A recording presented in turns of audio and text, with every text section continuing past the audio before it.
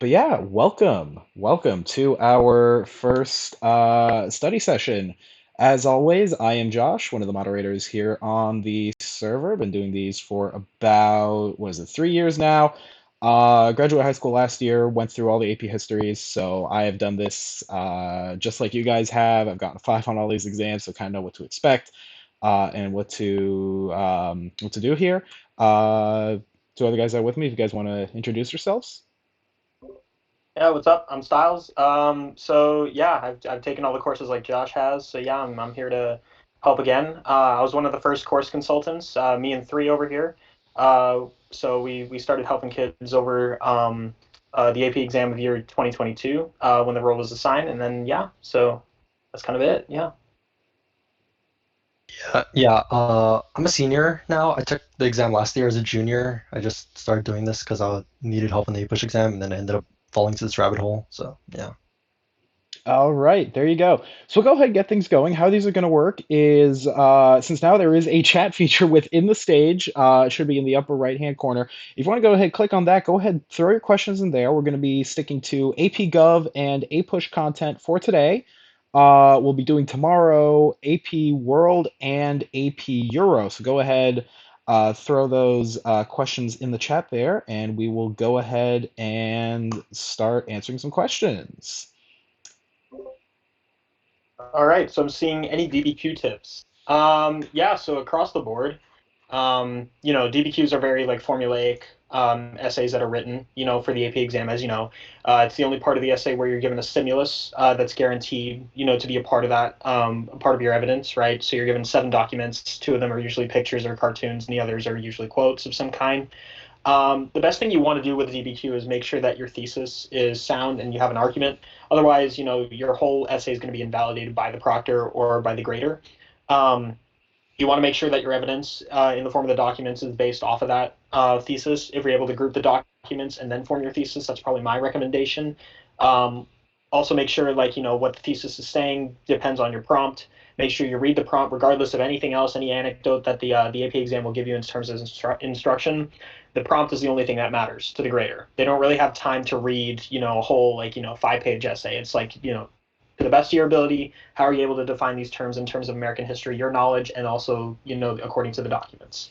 So that's kind of it. Yeah, I mean that's pretty much it. Overall, just get used to doing them. Practice them when you can. The AP class or is this still called AP Classroom? Yeah, the AP Classroom section. So we go online where you can do some practice questions. There are some practice DBQs on there. If you're not seeing those available, just ask your teacher to unlock them. You also have access. You can just look up online for practice DBQs. Your textbook should have them. And we'll do a shameless plug for the Heimler History Review packet.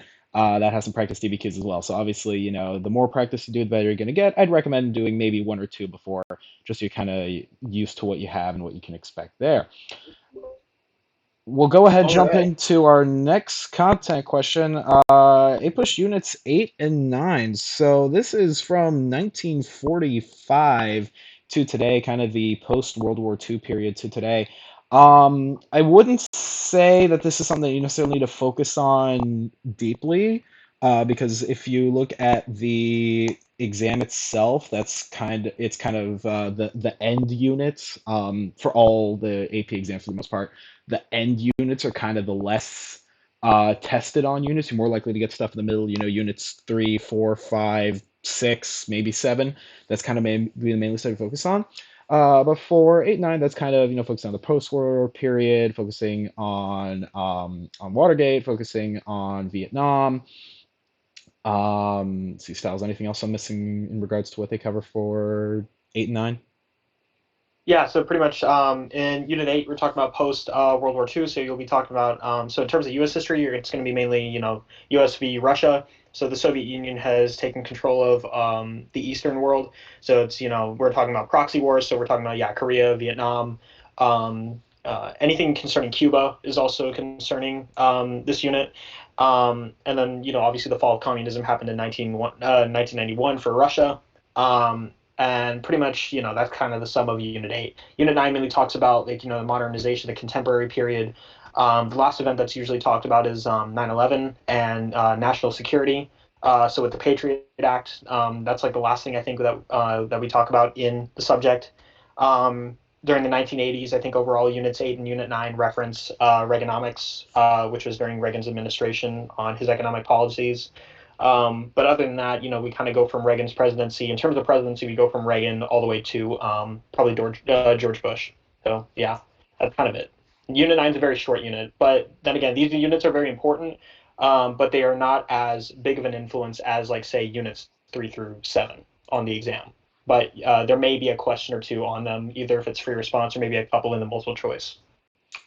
Precisely. So we're getting some questions kind of just generally about, best ways to study, best ways to approach different styles of questions. We will get to those more towards the end. We're going to right now stick to mainly content-related stuff, and we'll circle back to those as we move on during the evening.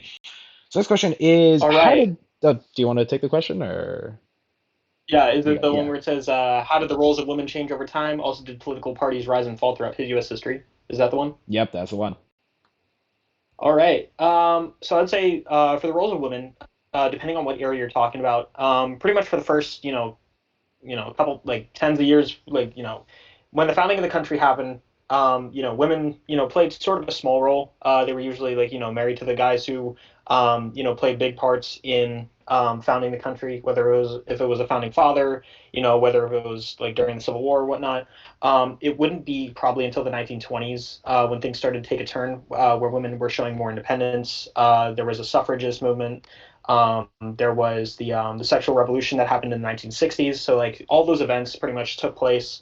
Um, the hippie era, the protests that happened during Vietnam, like those eras probably were the ones where women, like, were serving a more contemporary role where they were actively seeking jobs. They were leading more single lives instead of, like, getting married very young. So, like, they were like, things were very, the dynamic between men and women was starting to be more of like an equal platform. As for political parties' rise and fall throughout U.S. history, so there have been many political parties. Obviously, the ones that exist today are the Republican and the Democrat parties. So those are the modern ones today. The first Democrat president is Andrew Jackson. The first Republican was Lincoln. But there have been many over the course of the years. George Washington, even though we consider him to be not affiliated, he technically was a Federalist. So was John Adams and Alexander Hamilton and Ben Franklin. And on the other side, you had the Democratic Republicans. So during this time when the founding of the country was happening, so you had Thomas Jefferson. James Madison was a Federalist, but he switched to the Democratic Republican Party. Um, so yeah, you would have those parties kind of rivaling until probably around, I would say, the William Henry Harrison, kind of John Tyler era, where the Whig Party would show up. So after the modern Democrat Jackson came into power, pretty much like the Whigs and the Democrats would be kind of the feuding. The Whigs wanted a more conservative appeal, kind of like the Federalists did, sort of.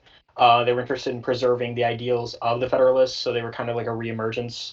Eventually, they died out, and so did the Democrat Republicans. So we're left with, once Lincoln became the first Republican president, it's been those two parties ever since. So yeah, that's kind of the rise and fall. Of course, all, like, the values have changed over time. Like Lincoln, you could argue, is a more liberal Democrat, liberal Republican, whereas FDR, might be a more conservative Democrat, because he gave jobs and stuff. So I mean, in the defense of, like, the party's ideals, you could simply say that there have been Republicans and Democrats over the years that have had different policies and different impacts, not just on the presidency but also in the legislation and the judiciary. So Yep. And let's see what else to add. With women also were a big factor during the temperance movement. They were big roles in leading that movement. And then with political parties, well, I think you probably mentioned this, but there was the Democratic Republican Party, which then became the Democratic Party. That's very confusing. But yeah, for a while we had the Democratic Republican Party. That was Thomas Jefferson, James Madison, James Monroe, kind of those kinds of people, all the way up to around the Andrew Jackson years, that we had the Democratic Republican Party, and then we shifted to the Republican and Democratic Party. Still are a decent amount of third parties in the country. Still now, yeah, there's a bunch of them. Like we yeah. have a Green Party, we have the Libertarians, we have a bunch of others. Really, Those those are are kind of the not. main two. Yeah. Yeah, you kind of don't really need to know about them, but they exist. Yeah. Let's see. Moving on I would here. say Sorry. Yeah, I go would ahead. say though on a side note, so yeah, for you government students, when talking about electoral splits, definitely like take a notice that even though you don't really have to know these parties like like in general, there have been certain cases where like these parties have split the vote in both local and Mhm. federal elections, where it's like maybe like a Republican will have most of the vote, but then like maybe the Libertarian would like split that vote. So in that case, like like you may talk about like election splits and that kind of thing. So if anybody's in AP Gov, like good to note that these parties put people on the map, even though they technically don't win the majority vote or any positions in office. They do try to make them more public. Yeah, and I'm pretty sure the biggest example of this was the Blue Moose Party with Theodore Roosevelt, where he split the Republican vote after he didn't get the Republican nominee between him and Taft after he nominated Taft, but Taft kind of didn't he didn't like Taft's stuff, and then so basically split the Republican vote, and then Woodrow Wilson was elected instead, and that's how we ended up with him for World War One. So it's like third parties usually never get elected, but they are able to split the vote and then have the other party just get like a free insta win. It's just kind of a concept that it's good to know. Yeah. Yep. Actually, speaking of Gov, we do have a question discussing crossover sanctions in regards to AP Gov. So I don't remember that being something that was necessarily required to know for the exam, but a crossover sanction is basically when a sanction is placed on one part of government in order to affect policy in a different part of government. This can either be done, from one country to another, or in this case, since we're talking about AP Gov, I think probably the example that you're thinking of for this is going to be when the drinking age was raised to be 21 years old, because even though nationally the drinking age is 21, it's still the states that set this. It was tied directly to highway funding. So if states refused to set their drinking age to 21, they would receive fewer subsidies from the government to fund the interstate highway system. So that would be an example of crossover sanctions where they basically force one part of government to do one thing. So in this case, local state legislatures to increase their case to 21 in order to receive more highway funding. So that's kind of basically all you need to know about that. How did the US emerge from World War II as a global leader? So many factors. One part was the fact that the US was on the winning side. That helps a lot. But secondly, that the US was basically untouched by World War II. I mean, the only real damage that the U.S. sustained during World War II was Pearl Harbor and loss of some equipment over in Europe. All the main fighting happened in Europe, so most of Europe was completely decimated, and parts of Japan as well. But the U.S. was basically totally untouched during the war, so they didn't really have to rebuild. They had all this economic prosperity going into World War II, assisted by the efforts of the New Deal, that culminated into the war programs and helped really bring the country into this great spot in the world. So economically, they were doing great because they had all the benefits of a government post war, and they also had no side effects of war. They did not have any damage that they really had to take care of. They didn't have to really take care of anything after the war. So, because of that, they were able to position themselves in a really strong spot. They were able to provide aid to European countries after the war to help them rebuild, also help Japan rebuild. And they, along with the Soviet Union, kind of became the two superpowers because, again, for the most part, they were not as heavily ravaged by the war as Central Europe. So that's kind of how they became a global power. And then obviously you had the whole conflict between the US and Soviet Union for the latter half of the 20th century.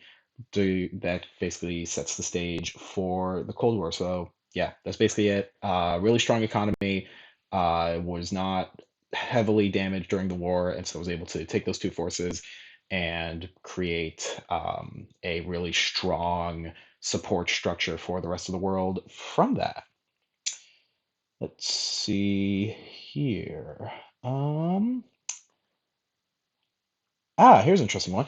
The order of the legislative acts passed by Britain and their significance slash impact on colonies leading to the American Revolution. So I think it's going to be the acts that were, that basically helped lead to the American Revolution. So Styles three, if either of you guys want to take that one. It means like the intolerable acts and stuff like that, right? That's what I'm assuming. Yeah, I mean, I don't think you really need to know the order. I mean, all you need to know is that there's a bunch before, and There, then there and are a and bunch before, but the four main ones you have to know are these. Like you don't really have to be concerned with the ones previously, because I mean, then again, like I mean, it's American history, and like they're only focused on like like how did it relate to, how the revolution started, and in that sense. So like I do honestly like yeah, there were tons of them, but like these, like I said, these are the four main ones you have to be concerned about when reading, like the text or watching Heimler. So like yeah, as I said, the Stamp Act, the Mhm. Sugar Act, the Townsend, and the Intolerable, which is sometimes called the Coercive Acts. So like just a rundown, Stamp Act pretty much put a tax on paper, and obviously stamp material. So anything like like paper or ink would be taxed in that sense. Playing cards even. So pretty much you know there were a ton of boycotts and whatnot. I mean, you don't really have to be concerned with that one. I'd say probably the Townsend and the Intolerable Acts are probably the more important ones. Sugar Act kind of speaks for itself. Like I said, putting a tax on sugar, on like the imports and exports. I mean, like, yeah, I would say the Townsend Acts is probably one of the more important ones. Pretty much what it did was it attempted to exert more authority over the colonies, by putting more taxes on like glass, lead, paint, paper, and even tea. This would eventually lead to the Boston Tea Party. So Sam Adams and all these other guys, like dumping the tea into the ocean. And finally, we had the Intolerable Acts, which was a consequence of that, of the Boston Tea Party. So pretty much it was just like exerting more control over, like obviously making them pay back money for, dumping the tea into the ocean. So yeah. And then last one, there's the intolerable acts, which is just it was the punishment after the Tea Party, and then the intolerable acts were like the kind of breaking point for all the colonists. And the intolerable acts are actually a subset of a bunch of other acts, and they just called it intolerable acts. I forgot they're like they have their own official name, but you don't need to know that. And the only like important ones you need to know of the intolerable acts is I think the Quartering Act, which made it so like you have to have soldiers in your place, like in your home. You have to be able to provide for British soldiers. And then there's the Massachusetts Government Act, which basically said your government is not. We're gonna like take over your government and kind of like shut it down a little bit and take control. Which yeah, that happened. Yeah, I Alrighty, would say yep. that's the main reason why the Third Amendment is very important. So I mean, obviously not as much now, even though it is a very important part of our law. But the relevance of it, it was the no quartering of troops stemmed from the Quartering Act. Alrighty, next question we have here is how well do we need to know the powers and limitations of each branch in government? I think just having a general knowledge, at least knowing what the branches of government do, so knowing that the legislature they create the laws, executive executes the laws, and judicial judges those laws. Obviously, that's the most important thing to know. I wouldn't say it's necessarily important that you're not necessarily going to get a question about like judging you to see, oh, how well do you know the limitations of each branch? You'd get a question perhaps of, if I'm trying to think on the spot here what kind of if they'd be like a question that would explicitly test you on that. But like you'll get kind of questions where it's, you this probably come up in the ones where you get examples of something. So, it's like given some court case, the court decides that the incident that occurred was due to a infringement on on a constitutional right. Can you say, tell us which constitutional right this is and why this law was not justified, for example. Like that's just going to be an example of it. But yeah, I wouldn't say that you necessarily need to know super in depth what the particular limitations are with each branch. Oh yeah, right. I should have said in regards to the recording of the session, this will be right in that study sessions channel. There will be a link to the recording there. See, teacher said that they could ask a question about anything that has happened right before they print the exam. Is that true?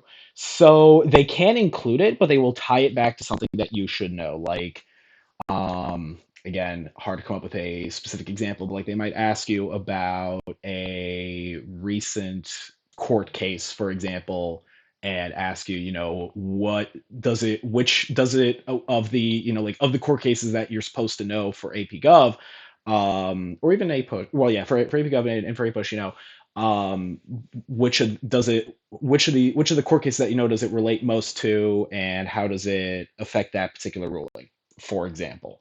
Um, or I Yeah. mean, three, if you have anything else to add on that. Well, just for the AP Gov exam about that is that they'll most likely, well, like you won't know the court case unless you literally have everything memorized. They'll give you a court case that is like super niche that you won't know about, and it'll be like, what court case is this similar to? Is this a constitutional power? Is this a states' rights power? Is this a money power? And you just pick one of those. Like if it's like a guns rights power, you pick like Lopez. If it's or a commerce clause, and if it's like I don't know if it's like freedom of speech. You pick like the New York Times one. You just have to relate it back to like overall of the court cases that are required. That's it. It's really simple. Yeah. Yeah, definitely because I would say like the two most prevalent like like the court cases that refer to the two most prevalent amendments are probably going to be ones that refer to your your First Amendment rights, like Engel v. Vitale, Wisconsin v. Yoder, Schenck v. U.S. that talks about like the extent to how freedom of expression can be carried out, what you can and can't do, what people can or can't do and influence you, like that in that case. And then also like the equal protection clause in the 14th Amendment. That's probably like the most important, I think, probably the most um, continuous aspect of government that's talked about when interpreting the law.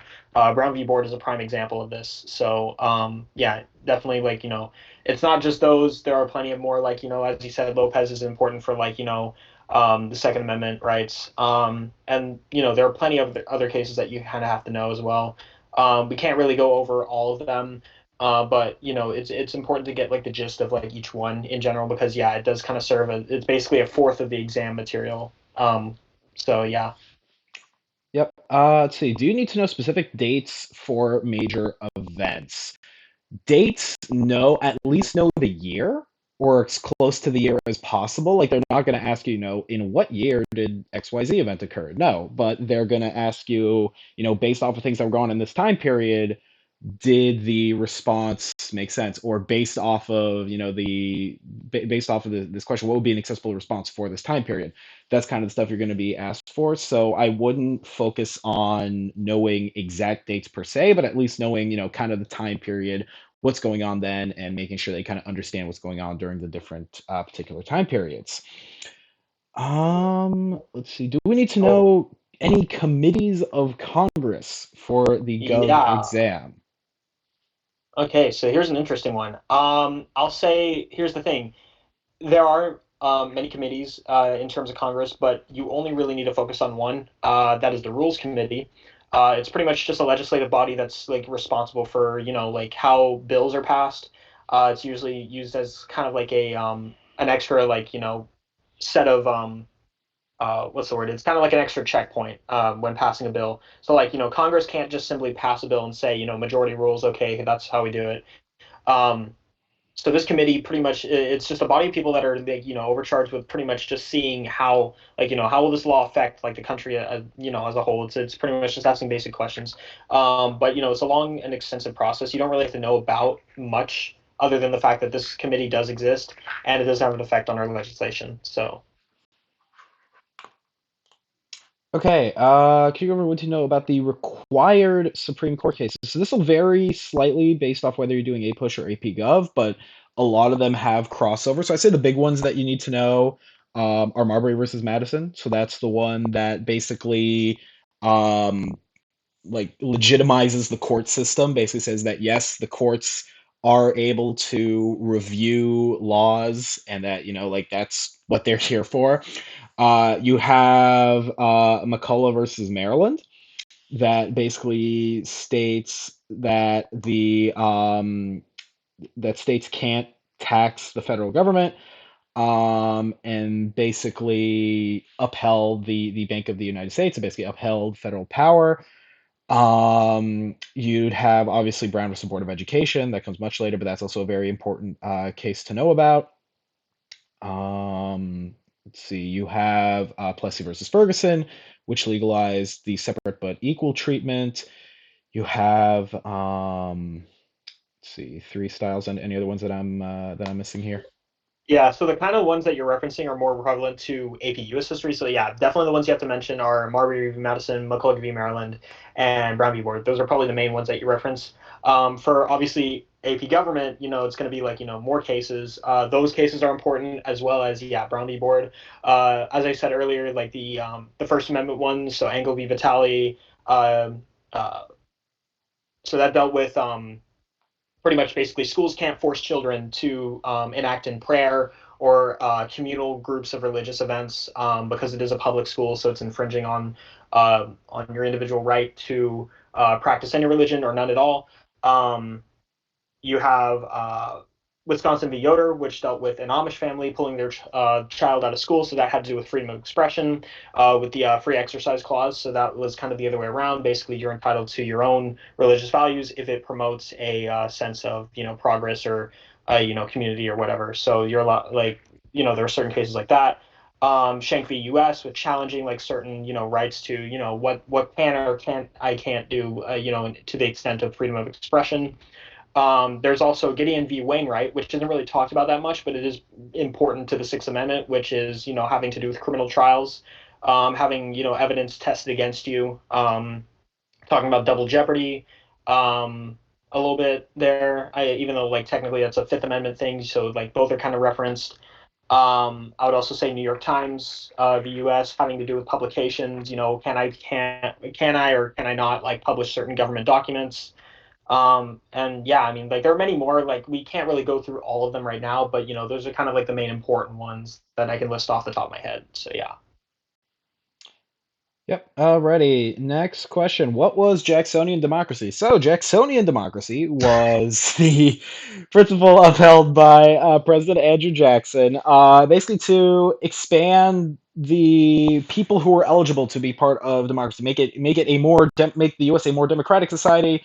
Helped basically remove the property or the wealth clause from voting, so that all white men over 21, not quite universal suffrage, but getting slightly closer there. That was starting to be achieved.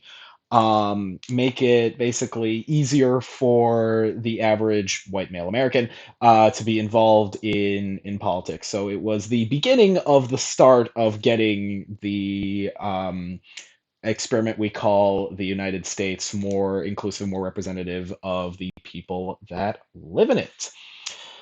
Let's see All here. right. Can you explain Citizens United versus FEC? That is probably one of my favorite cases that's required for the course of AP government. You mind It's if I a take this really one? fun case. Yeah, go for it. Yeah. So I will say, if you plan on majoring in in government or political science in college, definitely be very familiar with this case because this case lays the foundation for what you'll be introduced to as interest groups. But it also, so originally, the original statement was regarding First Amendment rights, considering, the finding or jailing of citizens that, engage in political speech, sure, but it also led to what defines an interest group. Are you allowed to fund certain parties and whatnot anonymously? Can you do it publicly? How much can I fund this interest group? Can the interest group be engaged in politics like on certain levels? And those questions are kind of answered. Like first off, when watching an ad, it kind of like tells you, this was made either by an interest group or no, the actual candidate actually made this ad, he approved this ad. Certain words will be used. Um, I'll say, not to go on a tangent, but you can tell an interest group is making the ad because one, first off, they will not reference the opposing side. They will not promote their side immediately. They will usually like basically kind of like badmouth the other side and basically like poke statistics. So like maybe like this Democrat has like increased taxes or like the poverty line has gone up, or maybe if it's a Republican, maybe like they're not um, like giving enough healthcare to like certain citizens or whatnot below the poverty line. So like maybe talking about certain issues, but they won't reference saying things like, vote for or vote against. Like they will never say those things. That's how you can tell it's an interest group. But not to get on tangent there, Citizens United VFEC basically raise questions on, like I said, First Amendment rights with, connecting freedom of speech and press. But it also raised questions about, the legitimacy of the interest groups that were at play during the time. For sure. Let's see here. Appreciate you guys answering some of the questions. Yes, I know we are taking a bit of time, but we want to make sure that we're giving you as in-depth answers as possible. So we are trying to get to as many questions as possible. But do keep in mind, if we do not get to your question, we are going to be holding a few more of these throughout the month as we approach AP exams. So if we do not get to your question for whatever reason, come on back when we do this again next week, and we will do our best to get to it. Let's see. How much do you need to develop for the complexity point? I think this is, I'm just mentioning this now because I think this is a question that a lot of people have. The complexity point is not necessarily something that I would strive to get. I think if you develop a good argument, if you explain yourself well, if you hit all the main points, you can let the complexity point develop on its own. It's not something that I would necessarily focus on. If you're at the point where, you're getting all the other parts of the question, all the other parts that they're grading you on, but that's the part that you're missing, maybe bring in some nuance, bring in some outside knowledge that's not necessarily part of the course that you just happen to know. Like don't force yourself to learn more than you want to, but if you happen to know some extra knowledge that can help you out, go ahead and throw that in. Just demonstrate that you really understand the topic, that you really understand the material, and that would be the best way to get the complexity point. But again, not something that I would necessarily strive for. Just focus on hitting the main parts of the grading structure first. Yeah, because the rubric is really formulaic, right? Like you could write literally like the most basic third grader sentences and then get a 5, as long as you hit the points and provide the correct evidence. So my teacher, when I was in junior year, he said that he was a grader for the AP exams, and he said that the easiest way to get the complexity point was to argue the wrong thing. So you give like for example, if we did like how much did World War II affect America as a superpower, you'd have to argue that World War II didn't even help that much, and America didn't even benefit from World War II that much. And really, who here can really argue that well enough and hold a cohesive enough argument to get the complexity point? I'm gonna say this right now. None of you guys can. So don't even go for it. You can get a 5 without the complexity point. It's not worth it. It's not. It's such a waste of time to go for it. It sounds like a downer, but like it's not. It's not worth it. I'm just telling you. Yeah, I'm gonna say along the same lines as three. Yeah, so I'd say unless you have consistently, and this was my issue. So like that was kind of the point I was focusing on because every essay I've written, for any of the histories, right? It was always that point that got away. That one frustrating unicorn point. So pretty much, definitely. So if you haven't consistently gotten like the 5 or 6 other points, whether it's evidence, commentary, or even hopefully not your thesis, if you've at least made a decent grade, because your thesis is probably the most important point. Because otherwise, your essay, the proctor will just read it and then not even think twice about it. So you want to make sure that you have like a good foundation. That should be the last thing. That's like the cherry on top.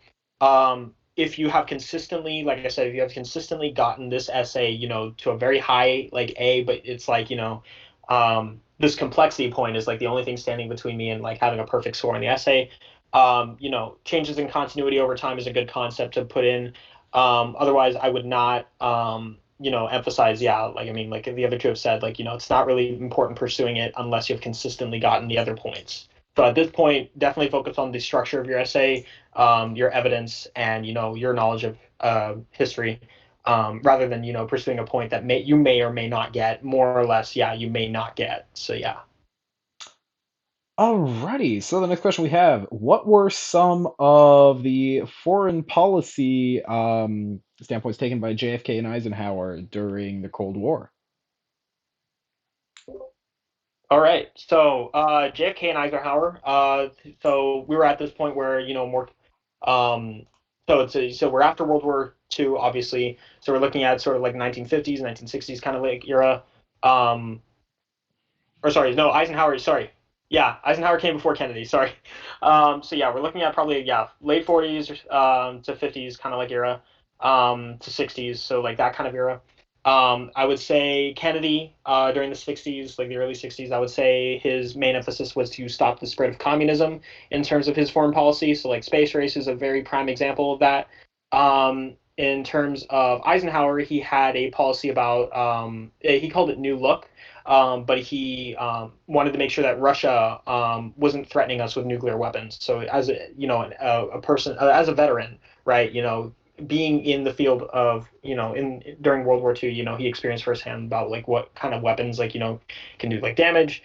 I would say definitely, he wanted to make sure that the Soviets were not, threatening us with these kind of weapons. So minimizing Soviet aggression, and then Kennedy also making sure that the Soviets were kept in check and not affecting other regions. So that's why we were very concerned about Cuba during the presidency. So yeah. Yep.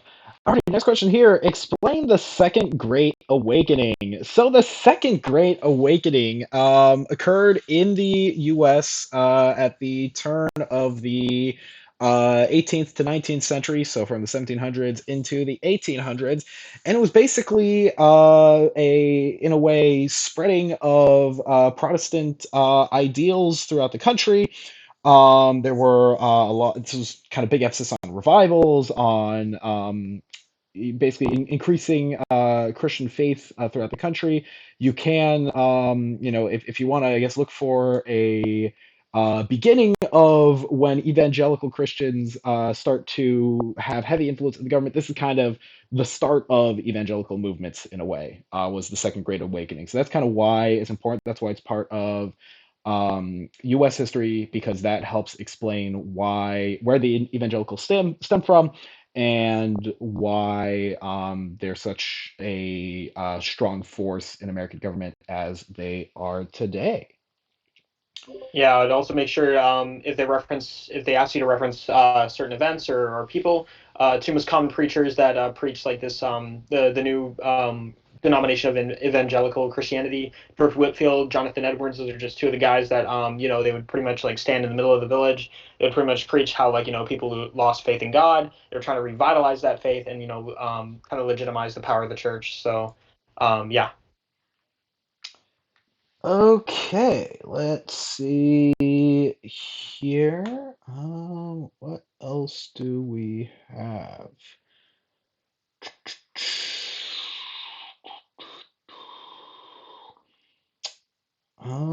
Let's see. Of seeing some important battles and military strategies in the Civil War. So that's an interesting one. That you'll be required to know for a push. There's not really. I mean, I guess you kind of just for that, at least for a push, you just need to know that the U.S. and the Soviet Union never directly were at war with each other, never directly fought. It was all just proxy wars, where basically Oh they no, wait, no. I what think they're talking about the American Civil War. Civil War. Sorry, right of this Cold War. Ha ha. This Yeah. is when you do this for a while, everything meshes together. Sorry. Civil War. Basically, the most important one is obviously the Battle of Gettysburg, because that was the change from north to south. Still, again, for a push, not you don't necessarily need to know specifically any big battles. But yeah, I'd say kind of Gettysburg is like the big main one that everybody knows, because that's as far north as the South came, and that was kind of the major turning point during the war. Battle of New Orleans. That's not necessarily something that you need to know, but something that's kind of just cool to know is that it happened. Was it 2 weeks after the war officially ended? It Yeah. Yeah, it happened Yeah, yeah. happened 2 weeks after the war ended. So that's kind of a little random tidbit of information there. Doubt you'll get a question on it, but that's just another interesting thing. So I guess if you had to know, just two battles. The big ones were Gettysburg, and then Battle of New Orleans, just because it happened after the war That itself ended. I would also say though, if you really wanted extra information, some people might remember, the First Battle of Bull Run, also known as the Battle of Manassas. You might know that, and then also Fort Sumter is probably the other main event that you kind of have to know in the Civil War. So how, like, did the war get started? The secession of South Carolina and some of the other states. who was on whose side, like, Stonewall Jackson, Robert E. Lee, Ulysses S. Grant. So you want to make sure that you know who the key players were, in terms of politics, obviously that's Abe Lincoln and Jefferson Davis. Um, and Stephen Douglas obviously played a little bit of a role, obviously for the presidency of the Union. Um, but other than that, I would say the other event that you probably should know is Appomattox Courthouse, which was where the treaty was signed to preserve the Union. So yeah. Yep. Let's see. Tips for remembering specific presidents rather than just overall acts or major decisions. So, again, for the most part, if you know like the president offhand, like Lincoln, Washington, JFK, Nixon, the recognizable name presidents, those are probably for the most part the most likely ones you're going to be asked questions on. It's where you're going to get a question on like Martin Van Buren or some other president that like no one's ever heard of. Now you might get questions about them, but like it won't necessarily, you won't be like asked to remember something specific from their presidency. It's going to be something kind of general that you should in theory know. So yeah, again, I think knowing, overall the kind of acts that were passed, decisions that were made during each time period is going to be important. And obviously for the name recognizable presidents, again, Lincoln, Washington, Kennedy, Nixon, both Roosevelts, those kind of guys that you should, I guess, be a little more familiar with, again, just because they're more critical to the overall APUSH curriculum. Can you talk about the U.S. recession during the 1960s? I mean, if you want to take Yeah, it, go for it. yeah, sure. So this is more of a technical one. If you're into the economic side of things, you want to make sure that you're familiar with the role of the Federal Reserve. Obviously, they kind of regulate things when things are, if we're going into debt, if we're, inflation's a big problem. So during the 1960s, between 1960 and 61, there was a depression, sort of, more like obviously the recession. Global employment kind of was around 7%.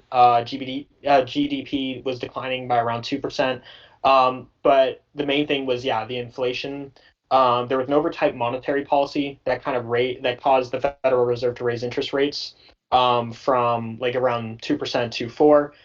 So by the end of 1961, things were kind of back to normal. It was a slight, dip in the economy, but it wasn't really anything too concerning because there are three things that you can do to fix the economy. One of them is making sure that you raise interest rates. So if you're into the AP macroeconomic kind of side of things, yeah, raising interest rates will definitely fix inflation. There you go.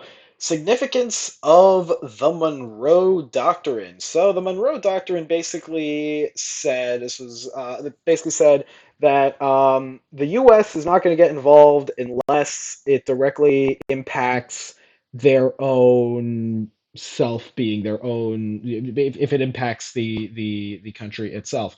Basically, the two main takeaways from that were that it established that the U.S. was the main powerhouse in the Americas. Basically said that Europe is not supposed, or they rather not Europe get involved in American affairs, and America will stay out of European affairs.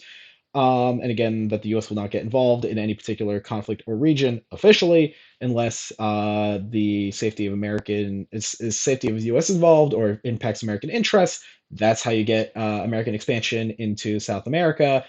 That's how you get That's how you get Panama. That's how you get the entrance into Cuba and the Spanish American War. All because of that Monroe Doctrine that basically said that, yeah, the U.S. is going to stand up for U.S. interests, and we're going to do whatever we can to protect those interests, and no other country should prevent us from doing so. How was the Reconstruction period hindered by Andrew Johnson's presidency? I know he wasn't pro reintegration, but what specifically did he do that hindered it? All right, so yeah, mainly. Oh wait, three. Did you want to take this one?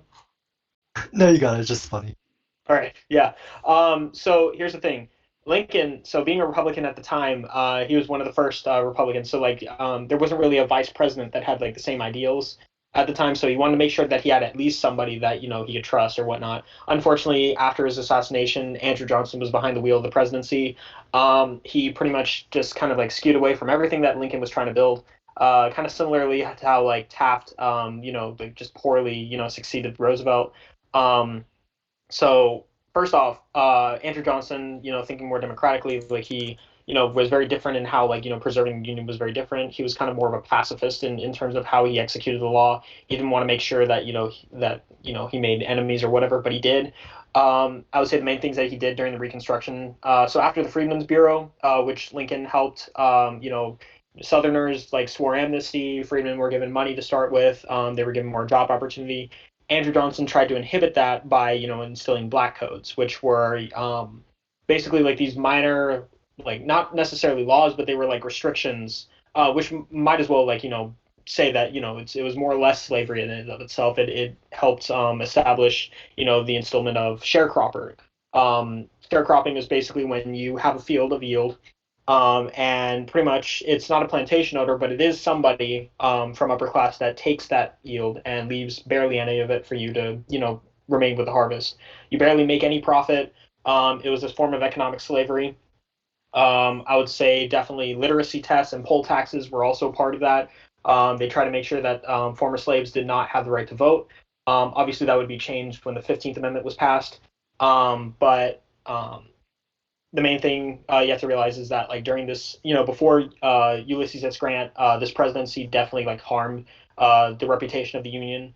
There were many different political opinions that arose. Also gave rise to terrorist groups as the Ku Klux Klan that were able to get away with various crimes and public lynchings. So yeah, you got to make sure that Andrew Johnson, he probably was not the best president in terms of preserving the Union as much as Lincoln was, but he was, as a result of Lincoln's assassination, he was the one in power during this time. So yeah. Alrighty. How important is the Great Depression for the AP exam? So the Great Depression for both Gov and history and U.S. history, it falls in the middle set of units. So it's important to at least know what it was, how it happened, and what went on during that time period. So, happened because of the stock market crash, because there was loss of trust in the financial system, and that kind of just sent everything plummeting. You had a quarter of the country that became unemployed as a result. People were struggling to find work, struggling to afford living. And again, for many Americans, it was a pretty terrible time. And then that's how you get FDR elected, because FDR promises that he'll make everything better, he'll fix the country and bring back American glory. Now, with the New Deal programs, you see these kind of leaders also spring up around the world. So, the total opposite would be in Germany, where, you have Hitler who's saying these same things, but takes a far more radical approach to restoring the German economy. So, yeah, I think it's just important to know that, again, that the Great Depression happened, that it impacted, greatly impacted American culture, greatly impacted the American economy, and helped set the stage for World War II. Um, yeah, I wouldn't say that you need to know like super nitty-gritty details for this. Again, that's for the most part with AP exams, is you're not going to be expected to know like super like minute nitty-gritty details. It's more so knowing overall concepts, overall trends, and being able to apply those both to the particular time period that you're being asked on, and then potentially to other time periods that are still within the course, but not necessarily to the being able to kind of explain things based off of stuff that you know. Let's see here. We do have about 10 minutes left. We'll do a couple more content questions, and we'll kind of just quickly review how to approach different styles of questions and all that. Do appreciate, I've been seeing people here have been answering some of the questions that are in the chat, so that is greatly appreciated. Again, there's only three of us and a whole lot more of you, so we are sorry for not being able to get to all the questions, but we are doing our best to get to as many as possible. Hey, so I think around this time, usually we'll have like one volunteer, depending on who raises their hand first. come up to the stage and ask a question. So verbally, if any of you want to volunteer on asking one question, we can get yours answered quick. So yeah, first person to raise their hand. Just hit the raise hand feature. Okay, we got. Anyone? No Yep, takers? no, All we right. got one. I guess we'll. Okay, no, Oh, we got there we one. go. Yes, hello, hi, welcome. What is your question?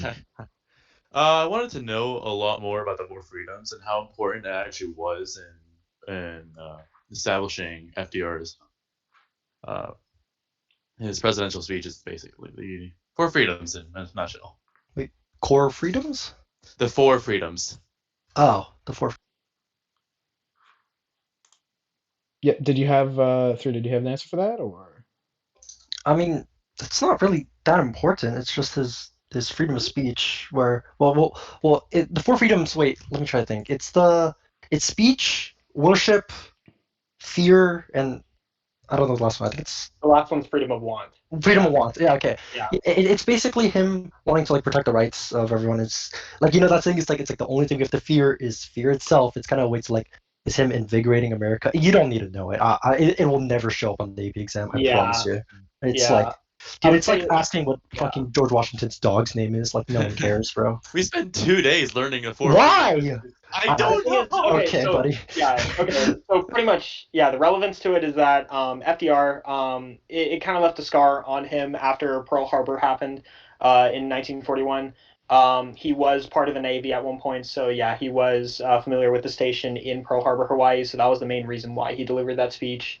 The only thing we have to fear is fear itself, like along those lines. So I would say like that's the main relevance, but yeah, like three said, yeah, you don't really have to be concerned too much about this event. Definitely in terms of FDR, talk about more stuff about like the New Deal, his role during World War II, the Yalta Conference, like that kind of stuff. So All right, got it. yeah.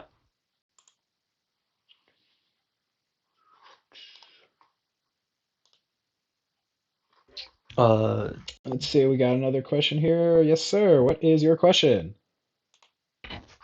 So, how did the New Deal, how does it relate to anything in any other time period? I mean, it relates to us right now. You know why your parents have Social Security? What? Yeah, that's the Oh, New Deal. bro, well, how's it relate to anything in any other time period?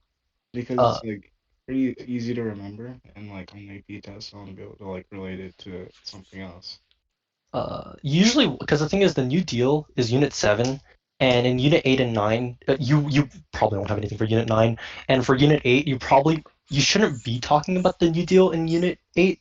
In like, there are a lot of impacts of the New Deal in our present life, and obviously generations before us because of FDR and his new legislation. But if you're talking about the AP exam and talking about it, if it's out of the time period, unless you're talking about it for contextualization for some like economic reason, like I remember there's this one AP prompt I was talking about like the advancements of technology and stuff like that. You could talk about New Deal stimulating the economy for like contextualization point. But other than that, it's like you won't really be mentioning but it is a very big concept to understand. The New Deal, his three R's, and the reasons why he did it, what he did, and like the 100-day plan, alphabet soup, all the other names for it. Like knowing the New Deal itself is very important, but outside of his time period is a little less. Okay, thank you. Yeah. All right, I think we have time for one more question concerning content from the audience, and I think we'll just wrap things up with how to do well on the exam. So any takers? Yep, they're coming up on the stage right now. All right. I was just wondering what you would say, like, are the general, like, so I'm an A push, what the general overarching themes are for the exams, like, that they usually focus on. Like, for example, I know that there's a lot of focus on, like, women's rights, like focus on Native Americans and Black people. I wonder if there's, like, any others that you would recommend focusing on. Yeah, so I would definitely. You mind if I take this one? Yeah. Yeah. So I would definitely say like, yeah, those are definitely in terms of culture and in terms of social reform and movement.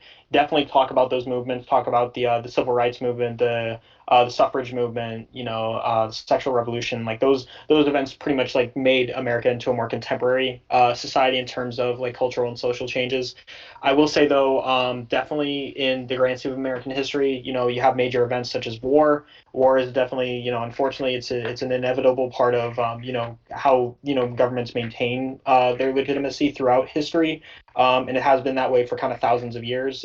For American history, however, the three wars that you have to be, or sorry, the four, um, wars that affected our history, the Revolutionary War, Civil War, World War One, and World War Two kind of affected us.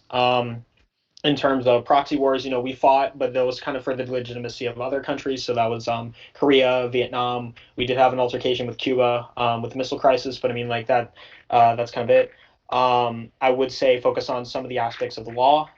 Even though it's more prevalent in AP Gov, I would definitely say that, Brown v. Board is very prevalent in how, like I said, the civil rights movement is carried out, how equal protection is given to all citizens of the United States, in terms of freedom of expression, like the sexual revolution and the suffrage movement, how the protests are carried. I would say other than that, just be equated with like, how like, certain laws or certain reforms or changes over time have affected like, the contemporary America.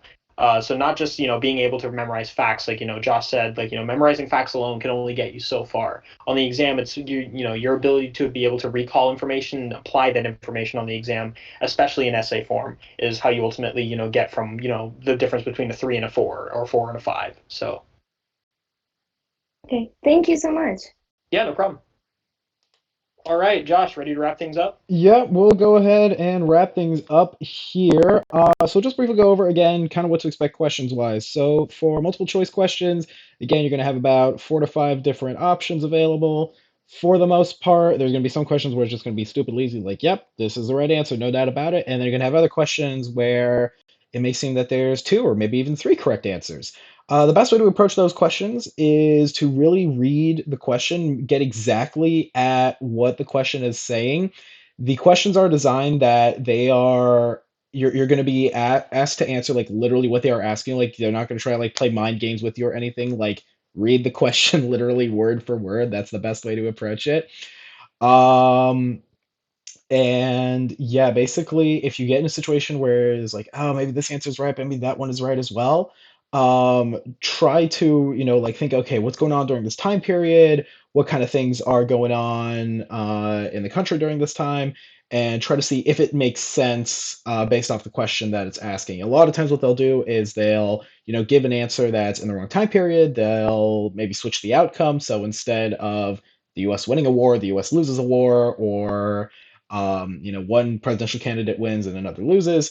So that's kind of again testing you to make sure that you really understand the content. That's kind of the best way to approach those questions.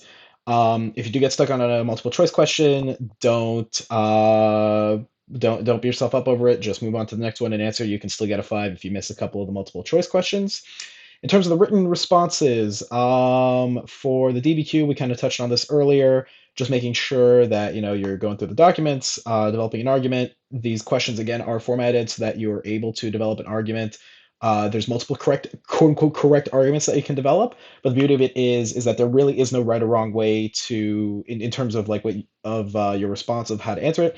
There's a proper way to go about formatting the answer, but you don't necessarily have to answer it correctly if that makes sense. Like you can have a quote unquote wrong answer, but as long as it's formatted right, as long as you explain yourself well, and as long as you pull the right evidence from the documents, you're all good. You're all set. So that's the great thing with that. I find DBQs are kind of easier just for the fact that you have your evidence there, and you just have to pull stuff from those documents and form the argument from there. So it makes it a little easier in terms of remembering stuff. And then for LEQs and SAQs, so for those of you who have LEQs on your exam, again, try to format your argument before you start. Make sure that you know what the question is asking. Try to get your points written down, at least get somewhat of an outline. If you can't finish a point totally, that's fine. Just end it and get to your next one, just so you can get as much of it done as possible, so that you can try to get as many points as possible. Remember, you can only gain points, you can't lose points, so just do your best with that. And then if you have an SAQ, just be short and sweet with it. Just get straight to the point. Don't have to fluff it. Just the shorter and quicker you can get an answer out, the better you're going to be. They just want straight up what is the easiest, quickest way to format the answer and just get straight to the point. Again, don't have to fluff it. Don't have to extend it, try to reach a word count or anything. Just answer the question and you'll do fine. So that is all we have time for. Perfect timing, wrapping up right at 9 o'clock. Thank you, everybody, for joining us here this evening. As mentioned earlier, the session will be available in the study sessions channel as a recorded video within the next few hours here. So feel free to go back, listen to it again. If we did not get to any of your questions this evening, we'll be holding 2 more of these sessions as we approach AP exam time. The times for those are listed both in the events calendar and in the study sessions announcement channel. Times should be adjusted to your local time, so you'll be able to know what time it is without having to do any adjustments of your own. If you were in AP World or AP European History, we'll be doing another one of these sessions tomorrow. Where you'll be able to ask questions regarding AP World or AP European History. So if you're taking any of those, we'd love to see you back again at the same time tomorrow. If not, we'll see you folks next week for the next session. Have a good night, everyone.